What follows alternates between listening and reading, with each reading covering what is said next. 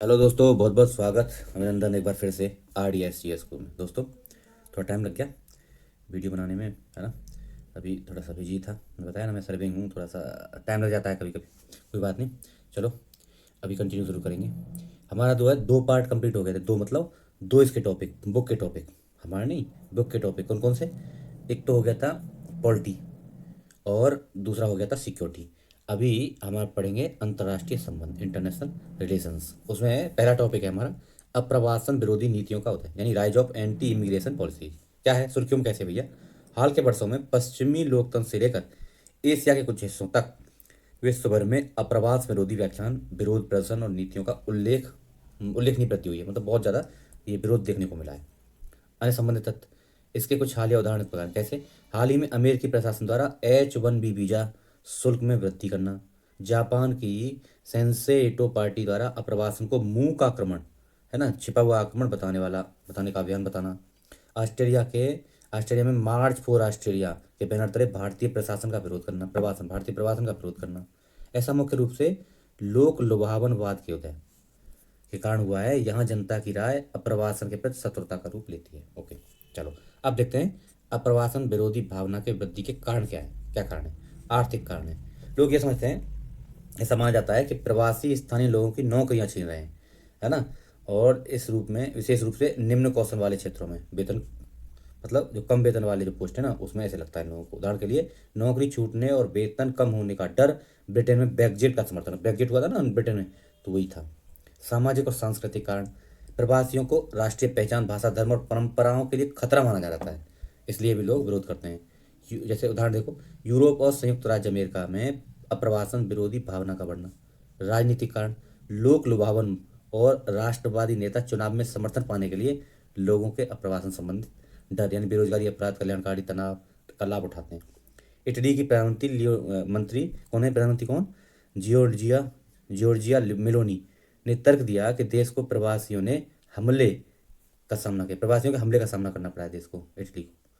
सुरक्षित कारण, सुरक्षा के संबंध कारण, अवैध घुसपैठ, आतंकवाद या संगठित अपराध जैसे, मतलब नागरिक जो अप्रवासन करके आते हैं उनसे जोड़ते हैं और मानते हैं कि ये एक रीजन है।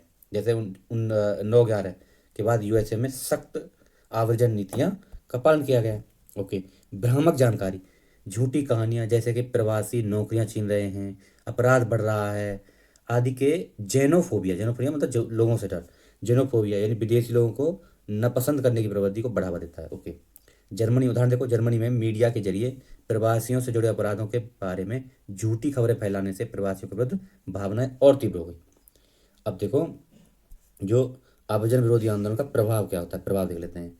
आर्थिक प्रभाव, कानूनी श्रमिक आपूर्ति को कम करते हैं, खासकर उन क्षेत्रों में जो प्रवासी श्रमिकों पर निर्भर रहते हैं, जैसे कृषि, निर्माण। इससे श्रमिक लागत बढ़ जाती है। अच्छा, जैसे ब्रेग्जिट के बाद ब्रिटेन को कृषि क्षेत्र में गिरावट का सामना करना पड़ा। ठीक है, प्रभाव देख लो क्या है। जनसांख्यिकीय प्रभाव क्या पड़ता है, इससे आव्रजन विरोधी नीतियां विकसित देशों में वृद्धि होती आबादी के संकट को गंभीर रूप बना सकती है। इससे कार्यशील आयु के करदाताओं की संख्या कम हो जाएगी और निर्भरता अनुपात बढ़ जाएगा। उदाहरण के लिए, जापान और यूनियन के बुजुर्गों की बढ़ती आबादी के कारण श्रमिकों की कमी हो गई है। ओके, सामाजिक सांस्कृतिक प्रभाव, सख्त कानून संबंधित या संभावित रूप में बहुसांस्कृतिक आदान प्रदान को कम कर सकते हैं और सामाजिक सामंजस्य को बाधित करते हैं। नवाचार में कमी, जैसे कुशल प्रवासियों पर रोक लगने से नवाचार, सोच क्षमता और स्टार्टअप्स की कमी हो जाएगी। उदाहरण देखो, नेशनल फाउंडेशन फॉर अमेरिकी पॉलिसी के अनुसार देश के $1 बिलियन मूल्य के 55% स्टार्टअप्स में कम से कम एक संस्थापक प्रवासी था। मतलब देखो, प्रवासियों ने संस्थापना की थी। राजनीतिक प्रभाव क्या होंगे, पड़ोसी का मूल पड़ोसी या मूल देशों के साथ संबंध खराब हो सकते हैं। अच्छा, लोगों के देश से निकाला जा सकता है तो भेदभावपूर्ण वीजा नियम लागू किए जा सकते हैं। इसके अतिरिक्त मानवाधिकारों का उल्लंघन करने के लिए उनकी अंतर्राष्ट्रीय आलोचना हो सकती है देशों की। ओके, प्रवासी यानी अप्रवासन को रोकने के लिए उठाए गए कदम, राष्ट्रीय नागरिक चार्टर, जैसे राष्ट्रीय नागरिकों की सूची के लिए, जैसे राज्य में अवैध प्रवासन की समस्या से निपटने के लिए पहली बार 1951 में असम में, है ना, NRC, national register for citizen, NRC 1951 में पहली बार असम में अपनाया गया। आव्रजन विरोधी विषयक विधेयक 2025, यह केंद्र सरकार को भारत में आने वाले लोगों के लिए पासपोर्ट या दूसरे यात्रा दस्तावेज आवश्यकता निर्धारित करने के बारे में नियम अधिकार देता है। और अब देख रहे होंगे एस आई आर भी यही काम कर रहा है ना, जो फर्जी लोग आए हैं ना उनको निकाल रहा है। भारत को क्या प्रक्रिया देनी चाहिए, अब देखो क्या करना चाहिए। मेजबान देशों के साथ कूटनीतिक वार्ता करे, है ना, उनको समझाए अपना महत्व। और जैसे कि अमेरिका, ऑस्ट्रेलिया, जापान के साथ द्विपक्षीय वार्ता समझौते करना चाहिए। ओके। प्रवासी कूटनीति का लाभ उठाना, विश्व भर में भारतीयों के बारे में नकारात्मक विचारों को दूर करने तथा उनके सकारात्मक योगदान को दर्शाने के लिए दूतावासों और सांस्कृतिक मिशनों के माध्यम से अग्र सक्रिय रूप से प्रवासियों के साथ संपर्क स्थापित किया जाना चाहिए। ओके। स्थानीय स्तर पर अवसरों की लाभ, देखो ठीक है वहाँ कर रहे हैं तो अपने यहाँ प्रौद्योगिकी, स्वास्थ्य सेवा, विनिर्माण, इन क्षेत्रों में R&D बढ़ाओ और इन क्षेत्रों में अपने जो है टैलेंट को यूज करो। इस संबंध में make in India, skill India, startups India जैसी पहलों को संयुक्त प्रभावी रूप से लागू किया जाना चाहिए। ओके। भ्रामक जानकारी और जनोफोबिया का प्रतिकार करना चाहिए। भारत सरकार और अन्य गैर सरकारी संस्थाएं, NGO प्रवासियों के विरुद्ध भ्रामक जानकारी के प्रभाव को रोकने के लिए अंतर्राष्ट्रीय डिजिटल मंचों के साथ मिलकर काम कर सकते हैं। ओके। फिर निष्कर्ष क्या है, ये पॉजिटिव नोट पर खत्म करना हुई। संपूर्ण विश्व में अप्रवासन विरोधी भावना का बढ़ना, गहन आर्थिक चिंताओं, सांस्कृतिक असुरक्षाएं और राजनीतिक लुभावनवाद को दर्शाता है। भारत के लिए, जिसकी प्रवासी समुदाय विश्व के सबसे बड़े प्रवासी समुदाय में से एक है, विदेशों में अपने नागरिकों की रक्षा करना, साथ ही देश में समावेशी एवं उत्तरदायी आव्रजन नीतियों को बढ़ावा देने एक चुनौतीपूर्ण कार्य है। ओके, ठीक है जी। ओके, अगला टॉपिक है भारत अफगानिस्तान संबंध। बहुत ज़्यादा प्रगाढ़ हुए हैं अभी संबंधों का राजनीतिक रूप से पुनर्निर्धारण, यानी India Afghanistan relations strategic resettings of ties. क्या है जी, समझ लेते हैं। हाँ, सुर्खियों में क्यों है। तालिबान के नेतृत्व वाले अफगानिस्तान सरकार के विदेश मंत्री भारत के विदेश मंत्री के साथ द्विपक्षीय वार्ता करने के लिए नई दिल्ली आए। ओके, अन्य संबंधित तथ्य देख लेते हैं। यह यात्रा अफगानिस्तान के विदेश मंत्री को संयुक्त राष्ट्र सुरक्षा परिषद द्वारा भारत की यात्रा के लिए दी गई एक विशेष छूट के बाद हुई थी। अगस्त 2021 में तालिबान द्वारा अफगानिस्तान पर अधिकार किए जाने के बाद यह भारत की पहली मंत्री स्तरीय भारत, अब ये याद रखना, 2021 में अगस्त में तालिबान ने अफगानिस्तान पर कब्जा किया था, तो ये पहली मंत्री स्तरीय यात्रा थी। यात्रा के प्रमुख परिणाम ये देखो। राजनीतिक संबंध, अच्छा, भारत ने काबुल में अपने भारतीय तकनीकी मिशन की स्थिति को पुनः स्थापित करने तथा उसे अफगानिस्तान में भारतीय दूतावास का दर्जा दिया गया है। ओके, संपर्क Bharat sorry Bharat Afghanistan air freight corridor की शुरुआत की गई है। ओके, अवसंरचना और ऊर्जा, दोनों पक्षों ने हेरात में भारत अफगानिस्तान मैत्री बांध, यानी सलमा बांध बोलते हैं ना उसको, के लिए भारत के समर्थन की सराहना की है। ओके, भारत अफगानिस्तान में पुनः दिलचस्पी दिखा रहा है। देखिए ये टॉपिक बाद में पढ़ेंगे, पहले समझ लेते हैं स्थिति क्या है। ये देखो, ये है अफगानिस्तान, ये इंडिया अपना प्यारा भारत, ये रहा। तो यहाँ जो POK है ना, वो हमारा यहाँ पे POK है, तो इससे 100 किलोमीटर, 105 या 103 ऐसा कुछ है, इतने किलोमीटर की बाउंड्री हमारी अफगानिस्तान से लगती है।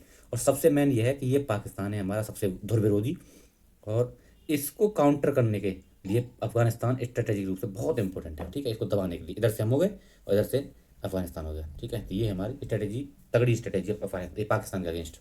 ओके, अब देखते हैं भारत अफगानिस्तान में पुनः दिलचस्पी क्यों दिखा रहा है। भैया भारत ना दिलचस्पी क्यों दिखा रहा है अफगानिस्तान में, तो उसके रीजन है ना, राजनीतिक हितों की रक्षा करना, आतंकवाद का विरोध करना। देखो, अफगानिस्तान की भूमिका भारत के अगेंस्ट आतंकवाद के लिए यूज ना हो, ये सुनिश्चित करने के लिए। ओके, काबुल की सुरक्षा प्रतिबद्धता, उदाहरण के लिए अफगानिस्तान के विदेश मंत्री यह विश्वास दिलाया कि अफगानिस्तान की भूमि का उपयोग भारत के विरुद्ध शांतिपूर्ण शत्रुतापूर्ण गतिविधियों के लिए नहीं किया जाएगा। ओके, यही तो रीजन है हमारा।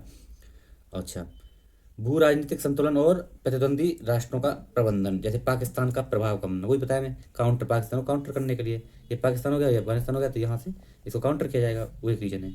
चीन के रणनीतिक विस्तार को रोक लगाना, अगर हम इधर नहीं गए तो चीन क्या है, इस वैक्यूम का फायदा उठा के, अभी क्या है वहाँ वैक्यूम चल रहा है ना, भारत उसमें सपोर्ट करता है और वहाँ पर इस तरह की सरकार है कि अभी वहाँ वैक्यूम है, तो उस वैक्यूम का फायदा उठा के चीन वहाँ पर विस्तार कर सकता है और फिर स्ट्रेटेजिक रूप से हम पर कंट्रोल कर सकता है, हमारे अगेंस्ट जो है उसको यूज कर सकता है अफगानिस्तान को। इसलिए रणनीतिक निवेशों की सुरक्षा, भारत ने अफगानिस्तान में अलग अलग प्रांतों 500 से अधिक परियोजनाओं में $3 बिलियन का निवेश कर रखा है। जड़क ये जो है विद्युत, जल, सड़क, स्वास्थ्य सेवा, शिक्षा, कृषि, इन सब में, तो उनकी भी रक्षा करना है। वैश्विक और क्षेत्रीय परिप्रेक्ष्य, अब देखो, मास्को फॉर्मेट यूनिटी, भारत ने चीन, ईरान, पाकिस्तान, मध्य एशियाई देशों और रूस के साथ अफगानिस्तान पर 7वें मास्को फॉर्मेट परामर्श में हिस्सा लिया। ओके, भारत ने दोहराया कि एक सुरक्षित, शांतिपूर्ण और स्थिर अफगानिस्तान वहाँ के लोगों, क्षेत्रीय समुत्थानशीलता और वैश्विक सुरक्षा के लिए आवश्यक है। ओके। रूस की मान्यता। रूस ने औपचारिक रूप से इस्लामिक अमीरात ऑफ अफगानिस्तान को मान्यता दे दी है। तालिबान शासन को वैधता मिल गई है। ओके। अमेरिका का रणनीतिक रुख। अमेरिका ने बगराम एयरबेस में पुनः पुनः दिलचस्पी दिखाई है। बगराम एयरबेस को पुनः आना चाहता है, तो एक रीजन है। चीन की रणनीतिक पहल।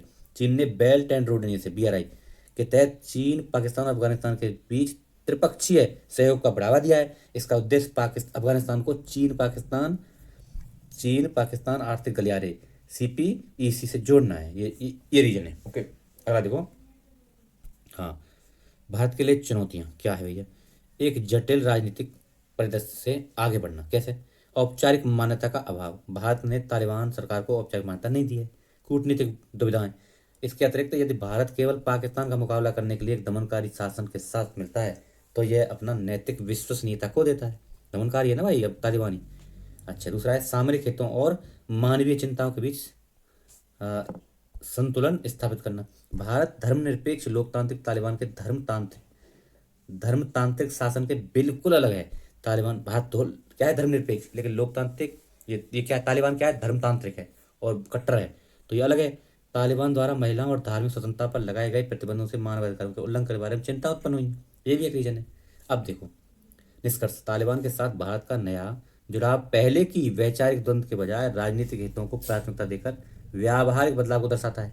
यह नया दृष्टिकोण आतंकवाद से भारत की सीमाओं की सुरक्षित रखने और रणनीतिक शत्रुओं के प्रभाव का मुकाबला करने के लिए आवश्यक है। इसलिए इसको सही ठहराता है लेखक। ओके, चलिए कहाँ पहुंचे। अगला टॉपिक है भारत रूस संबंध। चलो जी, क्या है, क्या नया इसमें अपडेट आया है। हाल ही में रूस और भारत के बीच रणनीतिक साझेदारी की 25वीं वर्षगांठ मनाई गई। ओके, अन्य संबंधित तथ्य। इस घोषणा का पत्र पर वर्ष 2000 में हस्ताक्षर हुआ था। मतलब 25 जब 20 साल होंगे ना, 2000 में इस पर साइन हुए थे। ओके। तब से 22 वार्षिक शिखर सम्मेलन, नियमित शासनाध्यक्ष स्तरीय बैठकों, मंत्री स्तरीय वार्ताओं और विभिन्न क्षेत्रकों के कार्य समूह में साझेदारी को संस्थागत रूप से दिया गया, जिससे निरंतरता और गंभीरता सुनिश्चित हुई। होगी। इस घोषणा पत्र के तहत एक पूर्ण रूप से नया फ्रेमवर्क तैयार किया गया है, जिसने राजनीतिक सुरक्षा, आर्थिक और रक्षा, सांस्कृतिक क्षेत्रों को द्विपक्षीय सहयोग को बढ़ाया। अब देखो भारत रूस साझेदारी के प्रमुख स्तंभ क्या क्या हैं। राजनीतिक और राजनीतिक तालमेल। वार्षिक शिखर सम्मेलन का इसका महत्वपूर्ण घटक है। वार्षिक शिखर सम्मेलन। ओके। शिखर सम्मेलन के अलावा दोनों देशों के मंत्री स्तरीय आदान प्रदान, 2+2 वार्ता, UN, G20, ब्रिक्स, SCO जैसे साझा मंचों के माध्यम से भी घनिष्ठ समन्वय करते हैं। ओके। संयुक्त राष्ट्र सुरक्षा परिषद में स्थायी सीट के लिए भारत की दावेदारी का समर्थन करता है कौन? रूस। ओके।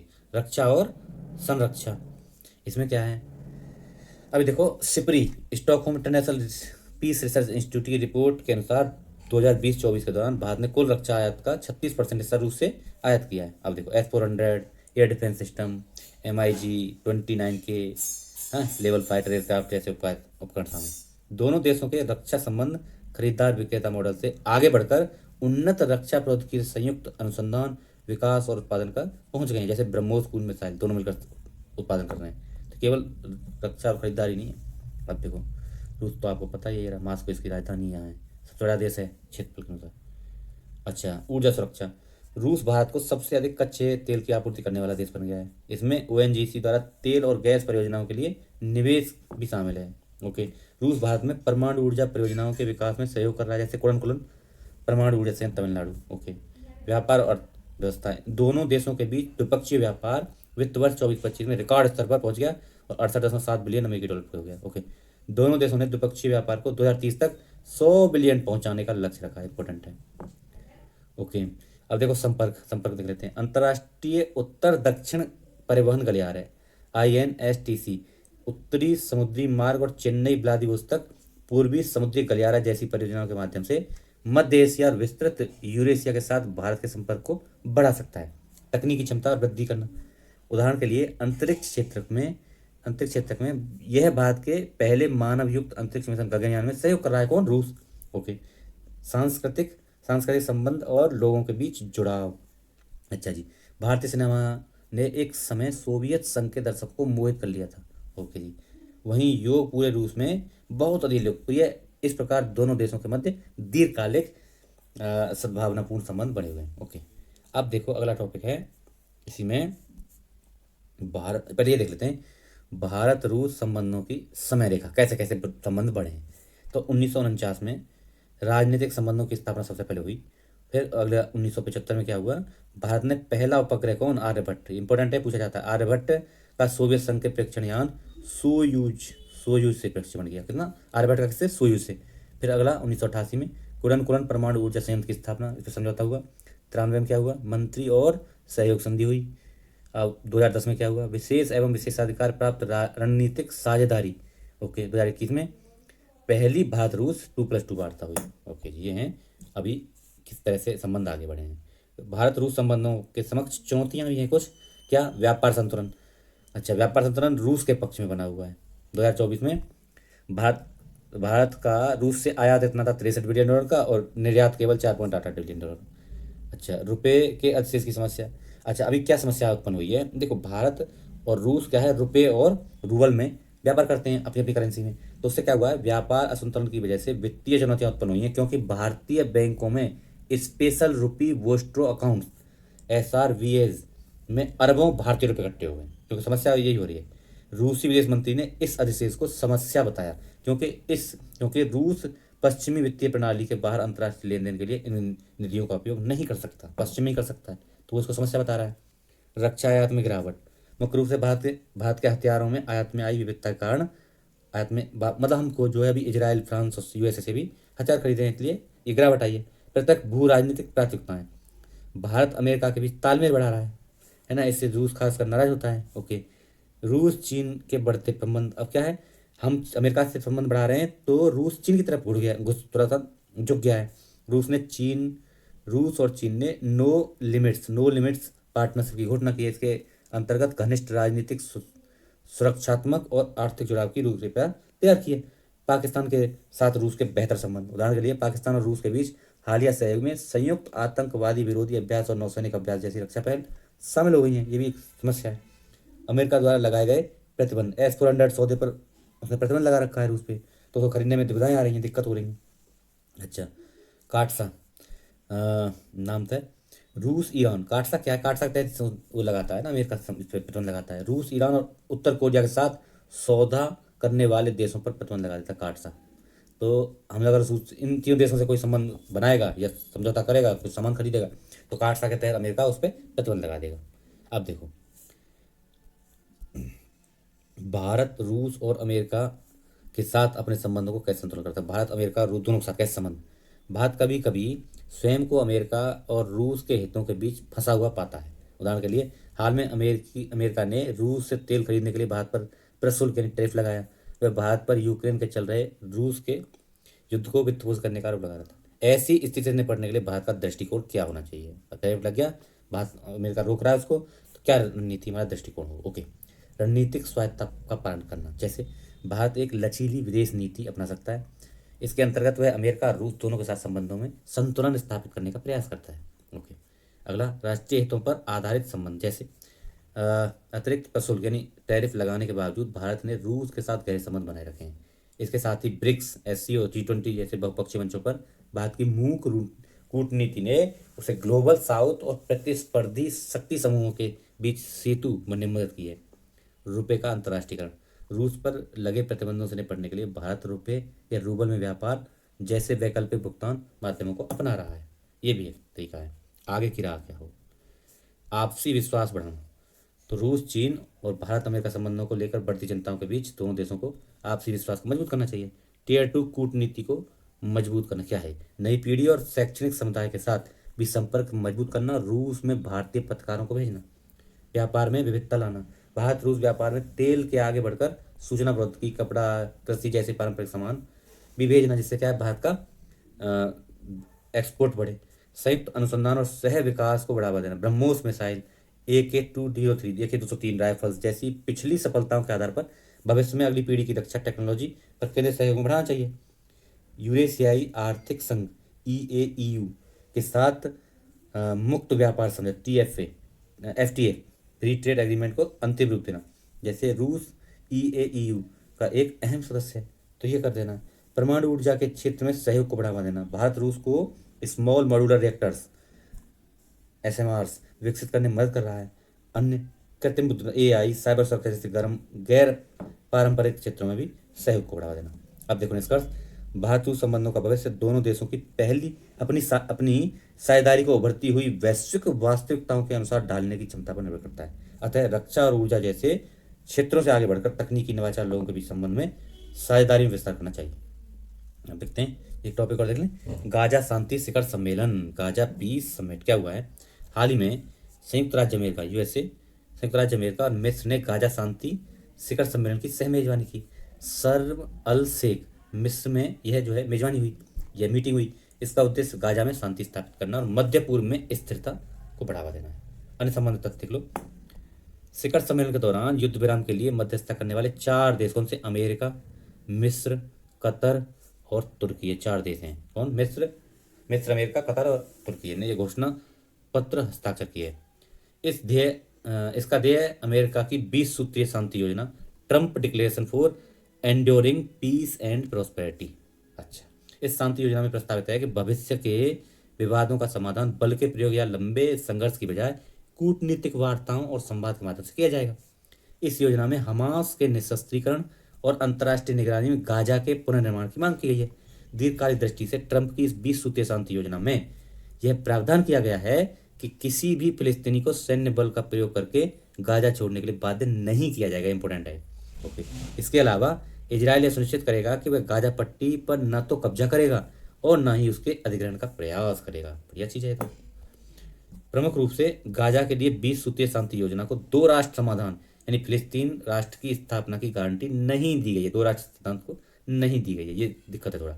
भारत के विदेश राज्य मंत्री ने इस सम्मेलन में भाग लिया और क्षेत्र में स्थायी शांति स्थापित करने के प्रयासों की सराहना की। अब देखो क्षेत्र में शांति का महत्व क्या होगा। क्षेत्रीय समृद्धि बढ़ेगी, अब्राहिम समझौते के विस्तार में सहायता कर सकती है और व्यापक शांति समृद्धि का मार्ग प्रशस्त कर सकती है। अब देख लेते हैं, पहले समझ लेते हैं अब्राहिम समझौता, इसको बाद में समझेंगे। इजराइल फिलिस्तीन संघर्ष की प्रमुख घटना को बाद में देखेंगे, पहले देख लेते हैं इसको। अब्राहिम समझौता अमेरिकी मध्य पूर्व कूटनीति का एक प्रमुख हिस्सा है, जिसके तहत इजराइल और संयुक्त अरब अमीरात, बहरीन, मोरक्को आदि देशों के बीच शांति समझौते हुए थे। अब्राहिम समझौता, अब्राहिम अकॉर्ड बोलते हैं इसको। राजनीतिक अवस्थिति, यह क्षेत्र तेल और गैस संसाधनों समृद्ध है। लाल सागर, होर्मुज जल संधि, स्वेज नहर जैसे महत्वपूर्ण वैश्विक समुद्री मार्गों के संगम पर अवस्थित है। समकालीन भू राजनीति क्या है, हाँ? शांति के अभाव में महाशक्तियों के बीच प्रतिस्पर्धा क्षेत्रीय विभाजन और स्थिरता को बढ़ा सकती है। उदाहरण के लिए रूस इस क्षेत्र में सुरक्षा हितों में रुचि ले रहा है, जबकि चीन के इस क्षेत्र में आर्थिक हित निहित है। व्यापार, वैश्विक व्यापार, विश्व के सबसे युवा तेजी से बढ़ती आबादी वाला क्षेत्र है ये जो है इस मध्य पूर्व। इसके 2030 तक लगभग 58 करोड़ तक पहुंचने की उम्मीद है। यह क्षेत्र शांति के समय वस्तुओं और सेवाओं के लिए बड़ा व्यापार बाजार बन सकता है। अब देखो इजराइल फिलिस्तीन संघर्ष की प्रमुख घटनाएं कैसे कैसे ये संघर्ष बढ़ा था। ये देखो यहाँ से ओके। वाल्फोर घोषणा 1917 में, वाल्फोर घोषणा क्या हुआ इसमें, प्रथम विश्व युद्ध के बाद ब्रिटेन ने फिलिस्तीन पर अधिकार कर लिया। ब्रिटेन ने अधिकार कर लिया था। ओके, ब्रिटेन ने फिलिस्तीन पर अधिकार कर लिया और फिलिस्तीन में यहूदी मातृत्व का समर्थन किया। ओके, दूसरा फिर 1947 में क्या हुआ, 17 घटना पहला है संयुक्त राष्ट्र की विभाजन योजना, फिलिस्तीन को अलग अलग यहूदी और अरब राज्यों में विभाजित करना तथा यरूशलेम पर अंतर्राष्ट्रीय नियंत्रण स्थापित कर दिया 1947 में। 1967 में फिर क्या होता है, 6 दिवसीय युद्ध होता है, इजराइल करता है। इजराइल ने वेस्ट बैंक, गाजा पट्टी और पूर्वी यरूशलेम, सिनाई प्रायद्वीप और गोलान हाइट्स पर अपना अधिकार कर लेता है 6 दिवसीय युद्ध में 1967 में। फिर 93 में क्या होता है, ओस्लो समझौता होता है। वेस्ट बैंक और गाजा पट्टी के कुछ हिस्सों में फिलिस्तीनियों को सीमित स्वायत्त दे दी जाती है।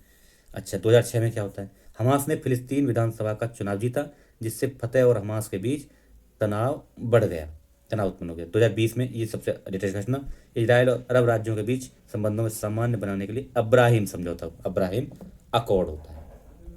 अब आओ भारत के, अच्छा यही समझ लेते हैं भारत के लिए महत्व, ये चल रहा था ना। भारत के लिए महत्व क्या है, क्षेत्र में उपलब्ध ऊर्जा संसाधन, भारतीय प्रवासियों के प्राप्त होने वाली विप्रेषण की राशि भारत के लिए राजनीतिक रूप से महत्वपूर्ण है। भारत अपनी वार्षिक तेल आवश्यकता का लगभग 70% इसी क्षेत्र से आयात करता है। इसके अलावा भारत की भूमिका भारत, मध्य पूर्व, यूरोप आर्थिक गलियारा I2U2 समूह जैसे पहलों में महत्वपूर्ण है। ओके, फिलिस्तीनी मुद्दे पर भारत का मत। अब देख लेते हैं भारत की क्या राय है फिलिस्तीन के मुद्दे पर।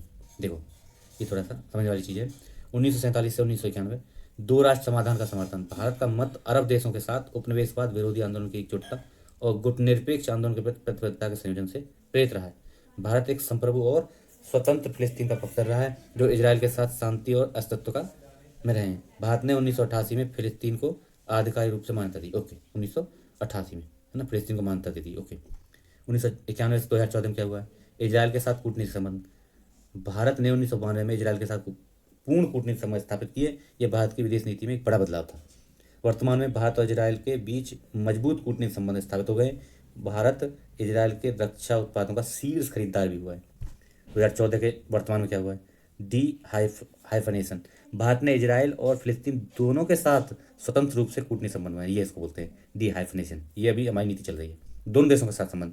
प्रधानमंत्री की 2017 में इजराइल और 2018 में फिलिस्तीन की यात्रा ने स्पष्ट किया कि इजराइल के साथ भारत के बढ़ते संबंध फिलिस्तीन और के प्रति प्रतिकूल नीति को प्रभावित नहीं करेंगे। मतलब फिलिस्तीन के साथ भी रखेंगे और इजराइल के साथ भी हम संबंध रखेंगे। निष्कर्ष क्या है, भारत की वर्तमान विदेश नीति इजराइल के प्रति एक रणनीतिक पुनर्संतुलन को दर्शाती है। ऐतिहासिक रूप से फिलिस्तीन के समर्थन से लेकर इजराइल के साथ बढ़ते संबंधों तक भारत ने धीरे धीरे अपनी प्राथमिकताओं के एक व्यावहारिक परिवर्तन, प्रैग्मेटिक शिफ्ट दिखाया है और उसके नैतिक प्रतिबद्धताओं, रणनीतिक आवश्यकताओं और क्षेत्रीय बुनियादी के अनुरूप है ये सब चीज़ें। ठीक है जी, ओके। क्षेत्र के प्रमुख सामरिक स्थल देख लेते हैं। जैसे गाजा है, तो देखो गाजा कहाँ है। अब देख लो, ये गाजा पट्टी है, ये गाजा है, इसमें गाजा पट्टी है। वेस्ट बैंक कहाँ है, वेस्ट बैंक, वेस्ट बैंक कहाँ है, भूमध्य सागर, लेबनान, नहीं, ये वेस्ट बैंक है। ओके, ये इजराइल है, पूरा इजराइल में नीचे की तरफ है, ये इस तरफ वेस्ट बैंक, ये वाला। Okay, Golan Heights, Golan Heights कहाँ पे है, तो ये सीरिया में पड़ती हैं गोलन हाइट्स, है ना। लेबनान सीरिया की तरफ पड़ते हैं, सीरिया की तरफ ये इसमें पड़ती हैं यहाँ गोलन हाइट्स। ओके, और सिनाई प्रायद्वीप, सिनाई प्रायद्वीप यानी सिनाई प्रायद्वीप, ये मिस्र, मिस्र में इधर साइड में पड़ता है सिनाई प्रायद्वीप। ओके, और यरूशलेम, यह स्वेज नहर और अकाबा की खाड़ी के बीच अवस्थित क्षेत्र है। उत्तर में भूमध्य सागर और दक्षिण में लाल सागर से घिरा हुआ है। हाँ वही, अच्छा। यरूशलेम, यरूशलेम पे तो पूरा विवाद है, ये यरूशलेम है ना, इसी पे दिक्कत हो रही है। दोनों ही जो है, इसको तीनों मानते हैं, इसको यहूदी भी अपना मानते हैं, है ना। और यह प्राचीन शहर है, पूर्णतः इजराइल के नियंत्रण में है। और यहूदी ईसाई और मुस्लिम तीनों एक इन जो है ना अपने धार्मिक क्षेत्रों से संबंध मानते हैं, इसलिए बहुत इंपॉर्टेंट है। इसी पे ज़्यादा झगड़ा हो रहा है। ठीक है, तो आज यहीं रोकेंगे हम। अगर नए हैं चैनल पर तो इसको सब्सक्राइब कर लीजिए, लोगों को बताइए, शेयर करिए। ओके, थोड़ा सा चैनल को बढ़वाने में मदद करिए। Okay, thank you so much, जय हिंद।